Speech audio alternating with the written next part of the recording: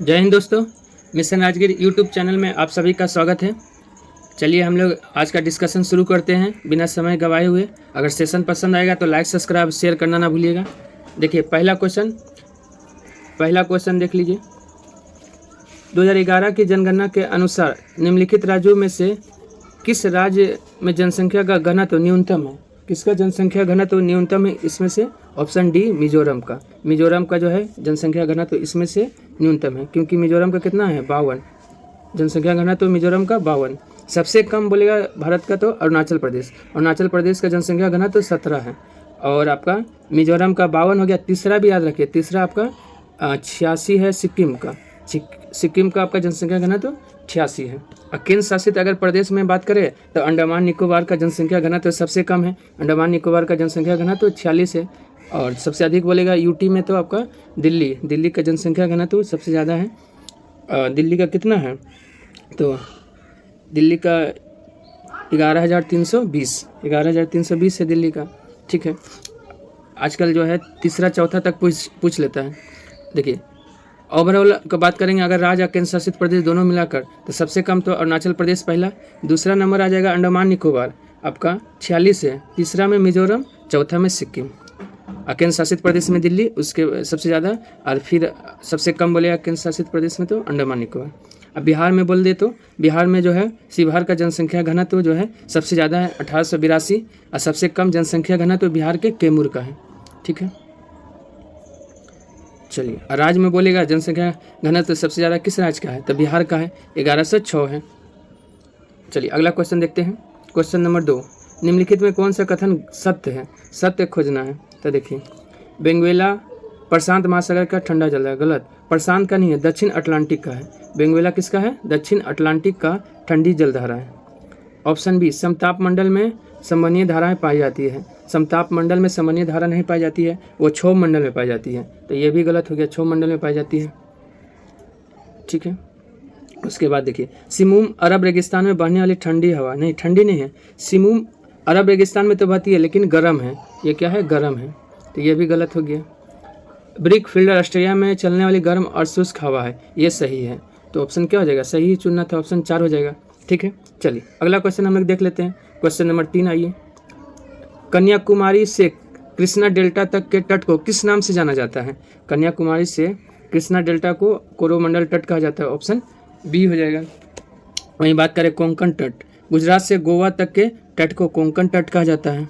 गोलकुंडा तट, कृष्णा डेल्टा से गोदावरी डेल्टा तक आपका गोलकुंडा तट हो गया। मालाबार तट मंगलुरु से कन्याकुमारी मालाबार तट हो गया। ठीक है, चलिए अगला क्वेश्चन देख लेते हैं। क्वेश्चन नंबर 4, निम्न में से किस कंपनी को महारत्न कंपनी का दर्जा प्राप्त नहीं है? तो देखिए किसको नहीं प्राप्त है, ऑप्शन देख लेते हैं। कोल इंडिया लिमिटेड है, स्थापना कब हुआ था कोल इंडिया लिमिटेड का? कोल इंडिया लिमिटेड और एनटीपीसी दोनों का स्थापना 1975 में। Hindustan aeronautics India limited, hall ये जो है आपका महारत्न नहीं है, ये नवरत्न है, तो यही ऑप्शन हो जाएगा। और हॉल का स्थापना कब हुआ था? 1940 में। कब हुआ था? 1940 में हुआ था Hindustan aeronautics limited. Power finance corporation भी है महारत्न कंपनी, इसका स्थापना 1986 में। कब हुआ था? 1986 में स्थापना हुआ है। गेल का स्थापना कब हुआ? 1984 में। गेल 1984 में स्थापना हुआ। देखिए भेल गेल सेल 10 साल का अंतर है।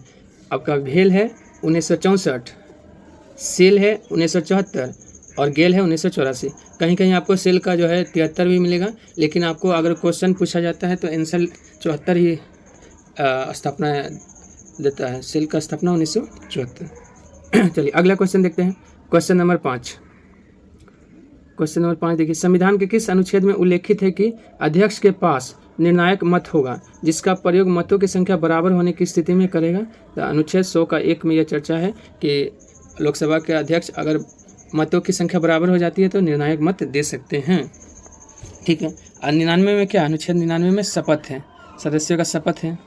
चलिए अनुच्छेद 102 में है सदस्यों के लिए निर्भरताएं, अनुच्छेद 102 में है। चलिए अगला क्वेश्चन देख लेते हैं। क्वेश्चन नंबर 6, भारत में केंद्र राज्य संबंध निर्भर करते हैं। केंद्र राज्य संबंध किस पे निर्भर करता है? संवैधानिक प्रावधानों पर, सही है। परंपराओं तथा व्यवहारों पर, यह भी सही है। न्यायिक व्याख्याओं पर, ये भी सही है। बातचीत के लिए यंत्र विन्यास पर, ये भी सही है। तो क्या है, चारों का चारों सही है, ऑप्शन डी हो जाएगा। केंद्र राज्य संबंध के लिए, और केंद्र राज्य संबंध के लिए कुछ समिति बना है, उसका याद रखिएगा। देखिए, राजमन्नार समिति कब बना है? 1969 में राजमन्नार समिति का गठन हुआ है। ठीक है। सरकारी आयोग 1983 में सरकारी आयोग का गठन हुआ है, रिपोर्ट दी है 87 में। और पुंछी आयोग 2007 में। पुंछी आयोग का गठन कब हुआ है? 2007 में हुआ है। ठीक है। ये सब केंद्र और राज्य संबंध के लिए जो है समिति का गठन हुआ था। चलिए अगला क्वेश्चन देख लेते हैं हम लोग। क्वेश्चन नंबर 7, निम्नलिखित में से किसका संबंध चुनाव आयोग से नहीं है? तो चुनाव की अधिसूचना जारी करना, ये जो है चुनाव आयोग का काम नहीं है। अगर वहाँ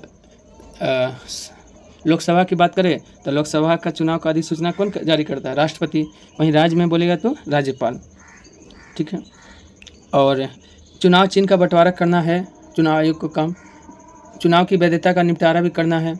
चुनाव शांतिपूर्ण ढंग से संपन्न भी कराना है। ठीक है। तो ऑप्शन ए हो जाएगा 7 का। लेकिन देखिएगा, पूछता है कि जो है चुनाव आयोग 3 सदस्यीय कब बना है? तो चुनाव आयोग 3 सदस्यीय पहली बार 1989 में बना था। पहली बार 1989 में, फिर सुप्रीम कोर्ट ने इसे रद्द कर दिया। फिर 1993 से जो है ये 3 सदस्यीय आयोग बना है चुनाव आयोग। एक मुख्य चुनाव आयुक्त और 2 अन्य चुनाव आयुक्त होते हैं। चलिए, और अनुच्छेद बोलेगा 324 से 329 तक है चुनाव आयोग, भाग 15 में है। अगला क्वेश्चन देख लेते हैं। किसने कहा था भारतीय संविधान को संघात्मकता के तंग ढांचे में नहीं ढाला गया है? यह कथन किसका है? भीमराव अम्बेडकर का है। इनमें से कोई नहीं हो जाएगा। किसका है? भीमराव अम्बेडकर का है। और भीमराव अम्बेडकर ने संविधान को पवित्र दस्तावेज भी कहा था। और एक कथन है कि 1935 का अधिनियम से अधिकतर अनुच्छेद को भारतीय संविधान में ले लिया गया है, इस बारे में मुझे क्षमा नहीं मांगना। यह भी कथन किसका है? भीमराव अम्बेडकर का है। के एम मुंशी का याद रखिएगा। प्रस्तावना को भारतीय संविधान का राजनीतिक कुंडली किसने कहा था? के एम मुंशी ने कहा था। चलिए अगला क्वेश्चन देख लेते हैं। क्वेश्चन नंबर 9 देखिए, मेयर का कार्यकाल कितने वर्षों का होता है? मेयर का कार्यकाल 5 वर्षों का होता है। ऑप्शन डी हो जाएगा, 5 वर्षों का होता है। अगला क्वेश्चन आइए, क्वेश्चन नंबर 10 हम लोग देखते हैं। क्वेश्चन नंबर 10 देखिए क्या बोलता है। उपराष्ट्रपति के निर्वाचन के संबंध में कौन सा कथन सही नहीं है? कौन सही नहीं है, यह चुनना है। उपराष्ट्रपति पद से संबंधित प्रावधान अमेरिका के संविधान से लिया गया, सही बात है। उपराष्ट्रपति को मतदान का अधिकार प्राप्त है, गलत। मतदान का अधिकार जो है उपराष्ट्रपति को प्राप्त नहीं है, ऑप्शन बी हो जाएगा। उपराष्ट्रपति राज्यसभा के पदेन सभापति होते हैं, यह सही है। और उपराष्ट्रपति बनने हेतु 35 वर्ष आयु अनिवार्य है, ये भी सही है। उपराष्ट्रपति राष्ट्रपति के लिए दोनों के लिए न्यूनतम आयु 35 वर्ष, अधिकतम आयु का कोई चर्चा नहीं है, कितना भी हो सकता है। चलिए अगला क्वेश्चन देख लेते हैं। क्वेश्चन नंबर 11, खाद्य मिलावट निवारण अधिनियम पहली बार कब लागू हुआ था? खाद्य मिलावट निवारण अधिनियम पहली बार 1954 में, ऑप्शन ए 1954 में लागू हुआ है। देखिए 1954 में अधिनियम है, 1954 में अधिनियम था, लेकिन ये लागू जो है ना 1 जून 1955 में। अधिनियम के बारे में पूछा है तो 1954, लागू हुआ है 1 जून 1955 में। ठीक है। राष्ट्रीय खाद्य सुरक्षा अधिनियम कब आया था? 2013 में, याद रखिएगा। राष्ट्रीय खाद्य सुरक्षा अधिनियम 2013 में आया था। और खाद्य दिवस कब मनाते हैं? विश्व खाद्य दिवस 16 अक्टूबर को मनाते हैं, क्योंकि 16 अक्टूबर 1945 को FAO का स्थापना हुआ था। चलिए अगला क्वेश्चन हम लोग देख लेते हैं। क्वेश्चन नंबर 12, मत्स्य एवं खनन किस क्षेत्र के अंतर्गत आता है? मत्स्य और खनन दोनों प्राथमिक क्षेत्र के अंतर्गत आता है। कृषि भी कौन सा क्षेत्र में आएगा? प्राथमिक क्षेत्र में आएगा। विनिर्माण वाला जितना फैक्ट्री है वो सब द्वितीय में आएगा, और तृतीय में सेवा क्षेत्र। चलिए अगला देख लेते हैं हम लोग। क्वेश्चन नंबर 13, भारत के विदेशी व्यापार से संबंधित आंकड़े किसके द्वारा जारी किया जाता है? तो यह जारी करता है वाणिज्य मंत्रालय, ऑप्शन बी, वाणिज्य मंत्रालय जारी करता है। अगला क्वेश्चन है क्वेश्चन नंबर 14, निम्नलिखित में से कौन सकल घरेलू उत्पाद में शामिल है? सकल घरेलू उत्पाद में क्या शामिल होता है? अंतिम वस्तु की बिक्री, ऑप्शन बी हो जाएगा। चलिए अगला क्वेश्चन देखते हैं। क्वेश्चन नंबर 15, निम्नलिखित में से कौन अल्प विकसित अर्थव्यवस्था की विशेषता है? अल्प विकसित अर्थव्यवस्था का विशेषता कौन है? प्रति व्यक्ति निम्न आय, हाँ है। निम्न आश्रित अनुपात, नहीं ये नहीं है। पूंजी निर्माण की उच्च दर, ये भी नहीं है। और प्राथमिक क्षेत्र में अधिक कार्यबल, ये भी है। तो ऑप्शन ए और 4, 1 और 4 हो जाएगा। 1 और 4 किस में है? 1 और 4 ऑप्शन सी, ठीक है। चलिए अगला देखते हैं। डाकघर बचत संगठनों की सभी जमाओं को किस समग्र मुद्रा आपूर्ति में शामिल किया जाता है? किस में शामिल किया जाता है? M4, ऑप्शन डी हो जाएगा, M4 में शामिल किया जाता है। और M4 जो है ना सबसे कम तरल कौन सा है? तो M4। और सबसे ज़्यादा तरल बोलेगा तो M1। M1 सबसे अधिक तरल भी है और सबसे महत्वपूर्ण मापक भी है। सबसे महत्वपूर्ण मापक और सबसे कम जो है, सॉरी, सबसे अधिक तरल और सबसे महत्वपूर्ण मापक M1 हो गया, ठीक है। M4 आप सबसे कम तरल है। और M3 के बारे में याद रखिएगा, ये क्या है? मुद्रापूर्ति का व्यापक माप है। मुद्रापूर्ति का व्यापक मापक कौन है? M3 है। चलिए, इकोनॉमिक्स में पूछा जाता है ये सब। मौर्य काल में संस्था एवं संचार का संबंध किससे है? मौर्य काल में संस्था और संचार का संबंध गुप्तचर व्यवस्था से, ऑप्शन ए हो जाएगा। अगला क्वेश्चन देखते हैं, क्वेश्चन नंबर 18। कन्नड़ साहित्य के त्रिरत्न में कौन शामिल नहीं है? तो कौन शामिल नहीं है? पोन पन रन थे लेकिन कंबन नहीं थे, ऑप्शन डी हो जाएगा। क्योंकि आपका कंबन, ओटन कुट्टन, पुगलेंदी ये सब जो है किस भाषा के हैं? तो ये सब तीनों तमिल भाषा के। कंबन, ओटन कुट्टन और पुगलेंदी तमिल भाषा के त्रिरत्न हैं, ठीक है। और तमिल सबसे प्राचीन भाषा कौन सा है? तमिल भाषा। इटालियन ऑफ द ईस्ट किसे कहा जाता है? तेलुगु भाषा को कहा जाता है। चलिए, अगला क्वेश्चन देखते हैं, क्वेश्चन नंबर 19। क्वेश्चन नंबर 19 देखिए, 19 देखिए क्वेश्चन नंबर। निम्नलिखित में से किस राजपूत शासक ने 2 अश्वमेध यज्ञ करवाया था? 2 अश्वमेध यज्ञ करवाया था किस राजपूत शासक ने? तो राजा जय सिंह, ऑप्शन डी, राजा जय सिंह ने करवाया था, ठीक है। और कौन करवाया था? पुष्यमित्र शुंग। पुष्यमित्र शुंग ने भी 2 अश्वमेध यज्ञ करवाया था। और कौन किया था? पतंजलि ने किया था। और पूछेगा 4 अश्वमेध यज्ञ कौन करवाया था? तो वह काटक वंश का प्रवरसेन प्रथम ने 4 अश्वमेध यज्ञ करवाया था। चलिए, क्वेश्चन नंबर 20 देख लेते हैं। बौद्ध धर्म की वज्रयान शाखा का उदय किस शताब्दी में हुआ था? तो यह किस शताब्दी में हुआ था? 5वीं से 6ठी शताब्दी, ऑप्शन ए हो जाएगा। और वही हिंदयान और महायान बोलेगा तो विभाजन हुआ था आपका चौथा बौद्ध संगति में। हिंदयान और महायान नामक 2 बौद्ध धर्म 2 भागों में बट गया था। चलिए, किस मुगल शासक के शासनकाल में संगीत पर पाबंदी लगा दिया गया? संगीत पर पाबंदी औरंगजेब लगा दिया है। और खुद क्या बजाता था? वीणा औरंगजेब और समुद्रगुप्त दोनों बजाता था। और नगाड़ा अकबर बजाता था, ठीक है। और पूछता है, देखिए, औरंगजेब और बाबर किस सिलसिला से संबंधित था? तो नक्शबंदी सिलसिला से संबंधित था। और नक्शबंदी सिलसिला संगीत का विरोधी है, मतलब संगीत पर ये जो है संगीत को नहीं चाहता है कि ये चले, संगीत विरोधी बोल सकते हैं। चलिए, पूछता है दारा सिको किस सिलसिला से? तो कादरी। दारा सिको कादरी और औरंगजेब और बाबर नक्शबंदी। अगला क्वेश्चन देख लेते हैं। अलाउद्दीन खिलजी के रणथंभौर अभियान के दौरान बिहार के किस शासक ने भाग लिया था? तो बिहार का शासक था, उनका नाम बताना है, शक्र सिंह, ऑप्शन ए, शक्र सिंह ने भाग लिया था। और रणथंभौर अभियान के समय रणथंभौर का शासक कौन था? हमीरदेव शासक था, ठीक है। और कब किया था? आपका 1301 में। अलाउद्दीन ने रणथंभौर अभियान कब किया है? 1301 में किया था। वही पूछता है गुजरात अभियान अलाउद्दीन खिलजी ने कब किया? गुजरात अभियान 1299 में। गुजरात अभियान अलाउद्दीन खिलजी ने 1299 में किया है। कब किया है? 1299, ठीक है। वही अगर पूछे कि चित्तौड़ पे आक्रमण कब किया था? 1303 में। चित्तौड़ पे आक्रमण 1303 में। दक्षिण भारत पर भी आक्रमण 1303 में।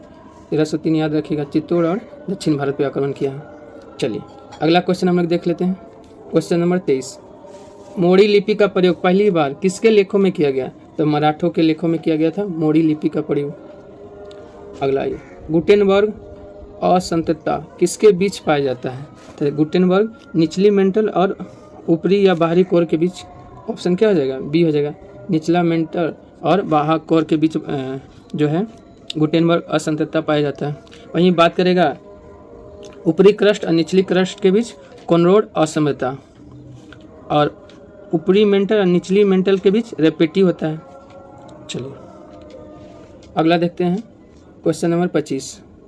लाल किला स्थित हीरा महल को किसके द्वारा बनाया गया था? लाल किला स्थित हीरा महल को बहादुर शाह जफर, ऑप्शन डी, बहादुर शाह जफर या बहादुर शाह द्वितीय ने बनाया था, ठीक है। वहीं बात करें अहमद खां, किसका नाम था? अहमद शाह अब्दाली, जिसने भारत पे 8 बार आक्रमण किया है। शाह आलम द्वितीय का नाम क्या था? अली गौहर था। उत्तर मुगल कालीन शासक में से सबसे लंबा कार्यकाल किसका रहा था? शाह आलम द्वितीय का, 1759 से 1806 तक रहा था। अकबर द्वितीय, अंग्रेजों के संरक्षण में शासक बनने वाला कौन था? अकबर द्वितीय, अंग्रेजों के द्वारा बनाया गया मुगल बादशाह था। चलिए, और बहादुर शाह जफर के समय में मिर्जा गालिब रहते थे जो उर्दू के शायर थे। अगला क्वेश्चन देखते हैं, क्वेश्चन नंबर 26, निम्नलिखित में कौन सा कथन सही है? सही देखना है हम लोग को। गांधी जी ने कांग्रेस की अध्यक्षता 2 बार किया। गलत, 2 बार नहीं, 1 बार किए थे। एक बार 1924 का बेलगांव अधिवेशन। बिहार में कांग्रेस का अधिवेशन 1 बार हुआ। गलत, 1 बार नहीं हुआ है, 3 बार हुआ है। कितना बार? 3 बार। 3 बार बांकेपुर और फिर गया, उसके बाद रामगढ़। हालांकि रामगढ़ अब झारखंड में चला गया, लेकिन उस समय बिहार का ही हिस्सा था। कांग्रेस की प्रथम महिला अध्यक्ष सरोजिनी नायडू है। गलत, कांग्रेस की प्रथम महिला अध्यक्ष एनी बेसेंट 1917 कलकत्ता में अध्यक्षता की है। सरोजिनी नायडू 1925 कानपुर अधिवेशन की अध्यक्षता की है, प्रथम भारतीय महिला अध्यक्ष है। और 1933 में आपका जो है कलकत्ता में नलिनी सेनगुप्ता कांग्रेस के अध्यक्ष बनी है। कांग्रेस के अध्यक्ष जो है आज़ादी से पहले आपका 3 ही बनी हैं। कौन कौन? 1925 में कानपुर, उसमें 7 साल जोड़ दीजिए। 1917 से स्टार्ट करेंगे। 1917 में एनी बेसेंट कलकत्ता, 7 जोड़िएगा तो 8 जोड़ना है, 17, 8, 25। 1925 में कानपुर में सरोजिनी नायडू, अब फिर 8 जोड़ दीजिए तो 1933 में कलकत्ता में नलिनी सेनगुप्ता। 1917, 25, 33 जो है 3 महिला जो है आज़ादी से पहले कांग्रेस की अध्यक्ष बनी है। हालांकि आज़ाद बोलेगा सबसे लंबा जो है समय तक अध्यक्ष बनने वाला, तो आज़ादी से पहले अबुल कलाम आज़ाद, लेकिन आज़ादी के बाद बोलेगा अगर पूछा जाए तो सोनिया गांधी। 1998 से 2017 तक कांग्रेस की अध्यक्ष रही थी सोनिया गांधी। और सबसे कम उम्र के कांग्रेस अध्यक्ष अबुल कलाम आज़ाद। ठीक है, ये भी सही है, यही सही है, मतलब कौन सही खोजना था तो यही सही है। कब? 1923 का दिल्ली का विशेष अधिवेशन में अबुल कलाम आज़ाद अध्यक्षता किए थे। चलिए, क्वेश्चन नंबर 27 देखते हैं, निम्नलिखित में कौन भारत का प्रथम मजदूर संघ है? कौन भारत का प्रथम मजदूर संघ है? तो बॉम्बे मिल हैंड एसोसिएशन, ऑप्शन सी हो जाएगा। इसका स्थापना कब हुआ था? एन.एम. लोखंडे ने 1884 में बॉम्बे मिल हैंड एसोसिएशन का स्थापना किया था, 1884 में। ठीक है। All India railway men's federation, इसका स्थापना 1925 में हुआ था। इसका स्थापना कब हुआ था? 1925 में। मद्रास लेबर यूनियन, इसका स्थापना 1918 में। मद्रास लेबर एसोसिएशन का स्थापना 1918 में। अखिल भारतीय ट्रेड यूनियन कांग्रेस, ये VVI है सब, 31 अक्टूबर याद रखिएगा, 31 अक्टूबर 1920, 31 अक्टूबर 1920 को आपका अखिल भारतीय ट्रेड यूनियन कांग्रेस का स्थापना किसने किया था? NM जोशी ने। चलिए, अगला क्वेश्चन हम लोग देख लेते हैं, क्वेश्चन नंबर 28। चार्टर एक्ट 1813 के संबंध में निम्नलिखित कथनों पर विचार करना है कि निम्नलिखित कथनों पर चलिए विचार करते हैं हम लोग। इसने भारत में ईस्ट इंडिया कंपनी के व्यापार एकाधिपत्य को चाय का व्यापार तथा चीन के साथ व्यापार को छोड़कर समाप्त कर दिया था। सही बात है। इसने कंपनी द्वारा अधिकार में लिए गए भारतीय राज्य क्षेत्रों पर ब्रिटिश क्राउन की संप्रभुता को मजबूत कर दिया। ये भी सही है। भारत का राजस्व अब ब्रिटिश संसद के नियंत्रण में आ गया। ये गलत है। ये तो भारत का राजस्व ब्रिटिश संसद के नियंत्रण में पिट्स इंडिया एक्ट 1784 में ही आ गया था। तो कौन सही है? 1 और 2 सही है। ऑप्शन क्या हो जाएगा? ऑप्शन ए हो जाएगा। चलिए, अगला देखते हैं, क्वेश्चन नंबर 29। निम्नलिखित में कौन सा सही सुमेलित नहीं है? कौन सही सुमेलित नहीं है उसको देखना है। चलिए, विस्फोटक पदार्थ अधिनियम 1908 में आया था, सही है। समाचार पत्र अधिनियम 1908 में, ये भी सही है। राजद्रोही सभा को रोकने से संबंधित अधिनियम 1908 नहीं 1907 में आया था, यही गलत है। गलत ही खोजना था, तो ऑप्शन क्या हो जाएगा? सी हो जाएगा। चलिए, अगला क्वेश्चन देख लेते हैं, क्वेश्चन नंबर 30। अग्रलिखित में से किसे JB नालिकर के अनुसार अभी तक विज्ञान नहीं माना जाता है? तो ज्योतिष को अभी तक विज्ञान नहीं माना जाता है JB नालिकर के अनुसार। चलिए, अगला क्वेश्चन देखते हैं, क्वेश्चन नंबर 31। क्वेश्चन नंबर 31 देखिए, सुपरसोनिक क्रूज मिसाइल ब्रह्मोस निम्न में से किसका एक संयुक्त उपक्रम है? तो ब्रह्मोस भारत और रूस का, भारत का ब्रह्मपुत्र नदी और रूस का मोस्कोवा नदी, दोनों को मिलाकर ब्रह्मोस नाम रखा गया है। चलिए, अगला देखते हैं, थॉमस क्लिफोर्ड अल्बर्ट किसके आविष्कार से संबंधित है? तो क्लिनिकल तापमापी का आविष्कार किया था किसने? तो थॉमस क्लिफोर्ड अल्बर्ट। अगला क्वेश्चन देखते हैं, एक्सरे का आविष्कार किसने किया था? रोएंटजन ने किया था। सूक्ष्मदर्शक यंत्र का आविष्कार जेड जॉनसन ने किया था। चलिए, अगला क्वेश्चन देख लेते हैं, क्वेश्चन नंबर 33 देखिए, निम्नलिखित में से किन 2 भौतिक राशियों की इकाई एक ही है? किसका भौतिक इकाई एक ही है? तो देखिए दाब का तो पास्कल हो गया, बल का न्यूटन। बल और भार का दोनों का क्या होता है? तो आपका न्यूटन। चलिए ऑप्शन बी हो जाएगा, दोनों का न्यूटन है, बल और भार का न्यूटन है। ठीक, अगला क्वेश्चन देख लेते हैं, क्वेश्चन नंबर 34। एक ही पदार्थ के अणुओं के बीच जो बल कार्य करता है उसे क्या कहा जाता है? देखिए एक ही पदार्थ के अणुओं के बीच बोला तो ससंजक बल। ससंजक बल जो है, जैसे वर्षा की बूंद का गोल होना, वो पृष्ठ तनाव के कारण होता है। वर्षा की बूंद का गोल होना जो है पृष्ठ तनाव के कारण होता है। असंजक बल अलग अलग, जैसे आपका बोर्ड पे चौक से लिखना, वो असंजक बल का उदाहरण हो गया। चलिए अगला देखते हैं, क्वेश्चन नंबर 35। कार्बन डाइऑक्साइड के बारे में निम्नलिखित में से क्या सही है? सही खोजना है। तो देखिए कौन सही? ऑप्शन सी सही है। कार्बन डाइऑक्साइड के ठोस रूप को शुष्क बर्फ कहा जाता है, यही सही है। चलिए अगला आते हैं, क्वेश्चन नंबर 36। फास्फोरस की परमाणुकता क्या है? फास्फोरस का परमाणुकता हम लोग को बताना है कि क्या है, तो चतुष्परमाणुक है, ऑप्शन सी हो जाएगा। चलिए अगला आते हैं, ग्रेफिन होता है। ग्रेफिन क्या है? कार्बन का नैनो प्रतिरूप है, कार्बन का नैनो प्रतिरूप है। अगला ये क्वेश्चन नंबर 38। द्रव में ठोस का विलयन उदाहरण है। द्रव में ठोस का विलयन उदाहरण है किसका? तो पारा में लेड का विलयन। पारा क्या है? द्रव है, और लेड क्या है? ठोस है, तो ऑप्शन ए हो जाएगा। पारा में लेड का विलयन आपका द्रव में ठोस का उदाहरण है। Question number 39। क्वेश्चन नंबर 39 देखिए, निम्न में से कौन सा फसली पौधे के लिए प्रयुक्त सूक्ष्म पोषक तत्व है? सूक्ष्म पोषक तत्व कौन है? इसमें से आयरन हो जाएगा। पेड़ पौधे को कुल 17 तत्वों की आवश्यकता होती है, उसमें से बृहत मात्रा में 9 और सूक्ष्म मात्रा में 7 की आवश्यकता होती है। चलिए क्वेश्चन नंबर 40 देखते हैं, निम्न में से कौन ऊंचाई के साथ बढ़ता या घटता है? ऊंचाई के साथ बढ़ता या घटता है स्थितिज ऊर्जा, ऑप्शन बी हो जाएगा। क्वेश्चन नंबर 41 है, सेलुलोज व्युत्पन्न बहुलक के कौन से वर्ग से संबंधित है? तो ये कौन से वर्ग से संबंधित हो जाएगा? अर्ध संश्लेषित बहुलक, ऑप्शन बी हो जाएगा। क्वेश्चन नंबर 42 है, एंटीहिस्टामिन निम्नलिखित में से किसका प्रति अम्ल है? एंटीहिस्टामिन किसका प्रति अम्ल है? तो सिमेटिडिन। सिमेटिडिन का प्रति अम्ल है, ऑप्शन ए हो जाएगा। 43 है, 43 में देखिए क्या बोलता है, मानव शरीर में फेफड़ों के भीतर गैसीय विनिमय से संबंधित मुख्य संरचनाएं हैं। मुख्य संरचनाएं कौन है? वायु कोश, ऑप्शन डी हो जाएगा। क्वेश्चन नंबर 44 है, एक तंत्रिका कोशिका के डेंड्राइट तथा दूसरे के एक्सोन के मध्य संयोजन को क्या कहते हैं? तो सिनेप्स, ऑप्शन सी सिनेप्स कहते हैं। क्वेश्चन नंबर 45 है, एडिनेलिन और नॉन एडिनेलिन की क्रियाविधि है, यह कैसी क्रियाविधि है? एक दूसरे के विपरीत काम करने वाली क्रियाविधि है, ऑप्शन बी हो जाएगा। क्वेश्चन नंबर 46 है, अगर सेशन पसंद आ रहा हो तो लाइक सब्सक्राइब शेयर करना ना भूलें। केंद्रक विभाजन के पूर्ण होने के पश्चात होने वाला कोशिका द्रव विभाजन क्या कहलाता है?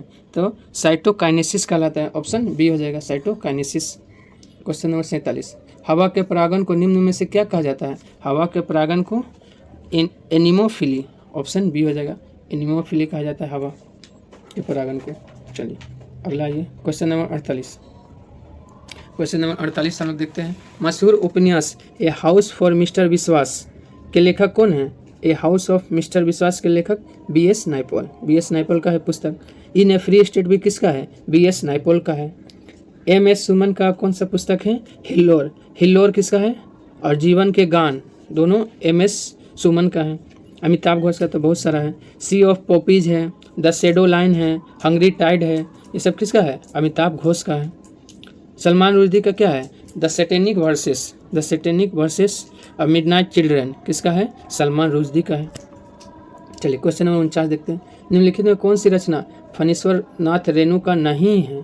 तो कौन सा नहीं है? तो विदेशिया, ऑप्शन बी विदेशिया नहीं है, क्योंकि विदेशिया किसका है? भिखारी ठाकुर का है। भिखारी ठाकुर का है विदेशिया, अब विदेशिया भिखारी ठाकुर का है। इनको क्या कहा जाता है? भोजपुरी का शेक्सपियर। भोजपुरी का शेक्सपियर भिखारी ठाकुर, भारत का शेक्सपियर कालिदास, ठीक है। और फणीश्वर नाथ रेणु का पुस्तक है कितने चौराहे, जुलूस, महिला आंचल, ये सब किसका है? फणीश्वर नाथ रेणु का है। चलिए आज का अंतिम क्वेश्चन, गोपाल नारायण सिंह सार्वजनिक पुस्तकालय कहाँ स्थित है? तो भरतपुर, ऑप्शन ए। ये भरतपुर पटना में पड़ता है। पटना के भरतपुर में है गोपाल नारायण सिंह सार्वजनिक पुस्तकालय।